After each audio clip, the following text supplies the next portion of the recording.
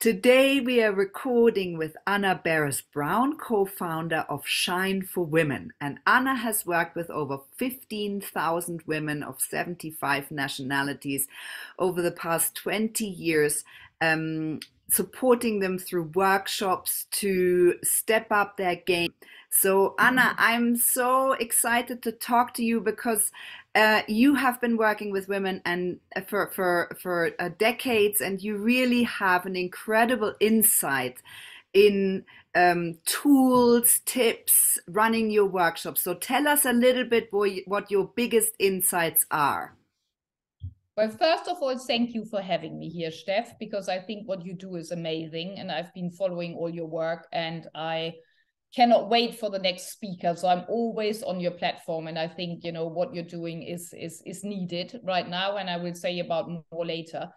But the three biggest insights, I think, working with all these amazing women is that confidence is everything. Yeah, so if you have a lack of confidence, that is the biggest barrier to women's progression. And even if they are highly talented, if they are not confident, they will not get to where they want to get to. So with low confidence comes low impact, comes low influence. And women are far more likely, and you know that, and I know that, to make up narratives about themselves which are unhelpful. Now, on the contrary, if you have confidence, you will ask for what you want. You will also ask for help because you believe in what you're doing, and then asking for help is not something embarrassing. And what I also find super important is if you have confidence, you trust your instinct and you're not asking other people what you should do. And as we both know, just being still and really listening and thinking, what do I want, rather than what the world wants me to do, is so important. So confidence is really everything. And increasing that confidence is super important. Yeah. Anna, do you want to tell us a bit tools you use to increase that confidence? Yeah, it's not difficult. I think the number one leadership skill at the moment, not only for women, but for men as well, is curiosity. And what I mean by that is curiosity about yourself. So really understanding, what your personal values are, what is important to you, what triggers you, what ultimately do you need in your life to be happy and fulfilled. And that doesn't matter if it's work or private, but that's really what you need to spend some time on. And that's what we do at Shine as well. That's the first day is all about that. And, I just have done a big event for a big bank. And we had like 200 partners, half women, half men in the room. And there was a lovely lady doing a talk. And she said, guys and girls, it's not enough for bankers anymore to be intellectually bright and bring in the revenue. You need to now start developing the right side of your brain, which is obviously creativity, understanding yourself, empathy, really work on personal development, so this is needed now in the world. I also think really getting rid of your limiting beliefs, because we make up so many limiting beliefs around our potential, and that is a cap, really, that keeps us down. And spending some time to understand those limiting beliefs, and then spending some time to rewrite your narrative, rewrite your story, which is what we do at Shine. That's the whole first day, is super important. And you will probably never, ever totally get rid of these things, because sadly, some teacher or some mother or somebody has told you those things very early on. But at least you can get a handle of them, and when they come in at the wrong time, you can say, you know what, I hear you, but right now I don't want to listen to this. So you develop a different relationship with those limiting beliefs, which means you are dealing with them as an adult, and you're not dealing with them as a child, and you go, oh, poor me, and you don't fall into victim mode. But really to get a handle on these limiting beliefs and these stories that we have made up around our potential. And another useful thing for everything I'm talking about today is really having allies. I mean, I'm very lucky. I come from a very powerful women-dominated family. So my grandmother, was ruling the roost. My mother was independent. My sister was always working in a male-dominated world. So I had great role models early on, but also, you know, having a girlfriend who does that, having a boss who encouraged you, having some role models, you know, that you follow and live by, you know, is really important. And even I just saw the two-part documentary around Alice Schwarzer, which, you know, is our German feminist, you know, that helped a lot in the 70s, you know, and it's always powerful to see, you know, through how much hardship they had to go to get to where they wanted to get to. So powerful allies, and getting rid of your limiting beliefs, I think, is super important, and getting to know yourself. Anna, I'm so interested in the dynamic of groups of women, and you've led workshops for such a long time. Can you go into a little bit more detail? What happens? I mean, magic happens when women gather, and that's a fact, and we all know it and we all feel it. Tell us a little bit more what happens in your workshops when so many women come together. Well, what's interesting is that our world is quite divided. So at the moment, no, so we are dealing with all the different, you know, privileges, the different colors, the different. We're talking about ethnicity, we're talking about race, we're talking about LGBTQ plus. You know, so what I found, funny enough, is when I have a group of women in the room, what they crave is really connection. And the biggest insight is always, oh my God, it's not just me that is feeling that way, it's everyone else as well. And that's one of the insights the women take away, you know, from the workshops. And I did run a program in Asia where I had women from India, China, Japan, you know, Indonesia, Philippines, Australia. And my client was saying, you cannot do this. You cannot put all these women in one room. It's not going to work. You know, the cultural differences are huge, you know, and also the languages. And what happened is they all connected via their gender, because ultimately, you know, it's all very similar. You know, we either want to work or we don't want to work, or we want both. We do have partners. We might have children. And you know, we have that unity, you know, or that common thread in our lives, that it really doesn't matter, you know, if we're sitting in Mumbai, in New York, or in Sydney, you know. I mean, they really got on, and they got a lot from each other. And intersectionality is super important, but it happens automatically in the room when people share their stories, which they do, you know, because we only talk 30% of the time. The rest happens in the room among the women.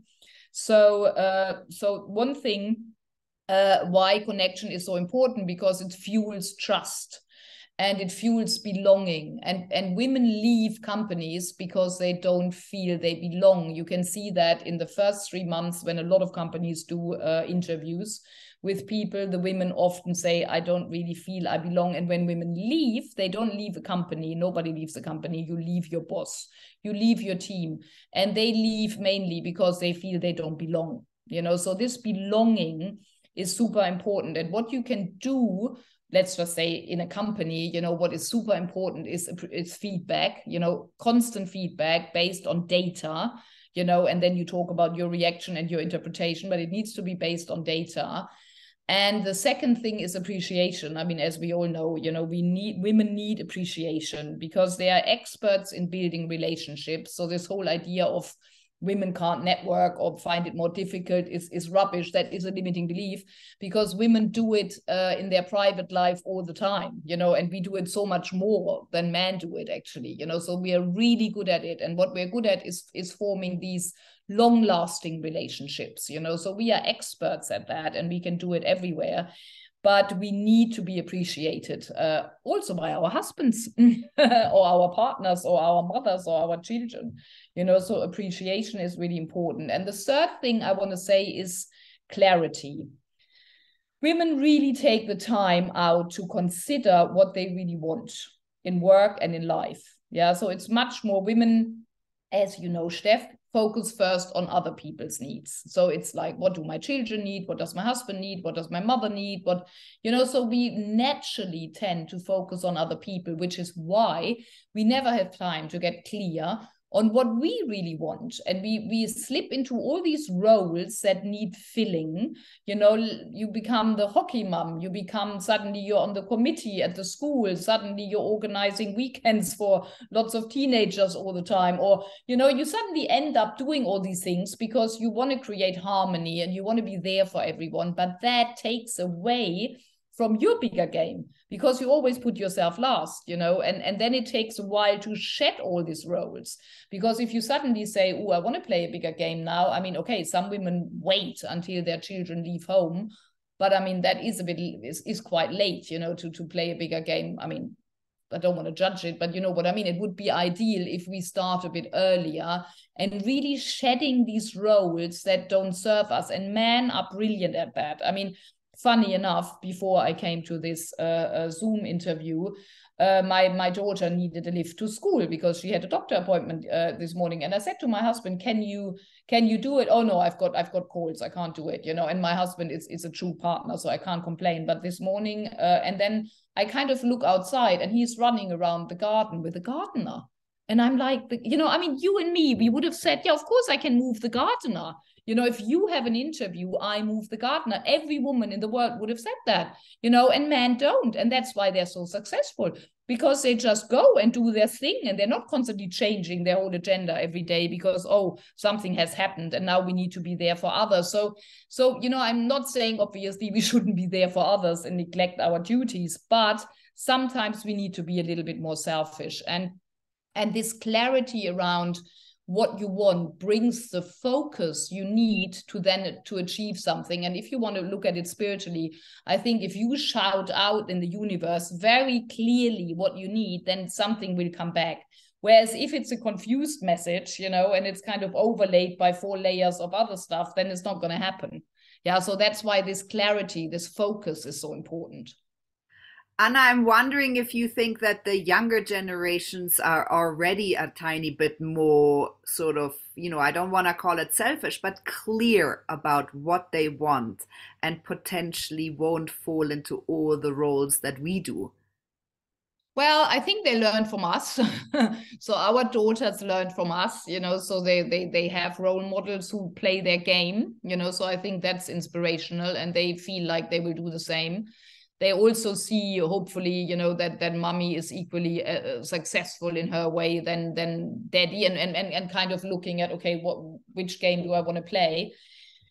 But I think you're right, you know, but I still think that this loneliness, you know, that women feel alone, you know, that's still something we need to work on. But I think they generally do so much better because they have a much nicer way of being with each other. It doesn't matter if it's boys or girls, but they deal with each other very, you know, I love the whole gender thing that is a bit more fluid, because it really is, you know. I mean, you have a lot of teenagers at home, I do, and they all go, love you, you know, they sleep in beds together. It's not always, you know, sexual, or, you know, it's not like, oh my God, there's the other gender. And, you know, it's much more like we are all very similar, and gender is not as important. So I think that's quite nice as well. Like I definitely agree with you. I think they are further down the line, and there's a lot we can learn from them.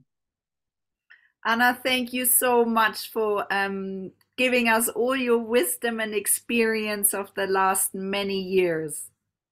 Well, and thank you, Steph, for what you are doing, because I think what you really play into is, you know, that women need to unite, you know, that women need to come together and tell their stories and unite rather than separate. You know, a house that is divided doesn't stand, you know, so we need to really, you know, stick together, you know, if we and have one voice, you know, if we really want to reach gender equality in this world. Yeah, I mean, Thank you for having. I'm really Sorry. trying that in an inspirational way, because I Yeah. really feel that we are creating more division every day, and that is not helpful. And we have to push for gender equity, and we have a really big, tall order to fulfill and to make a change for the next generation. So thank you, Anna, for that Thank you feedback. for having me.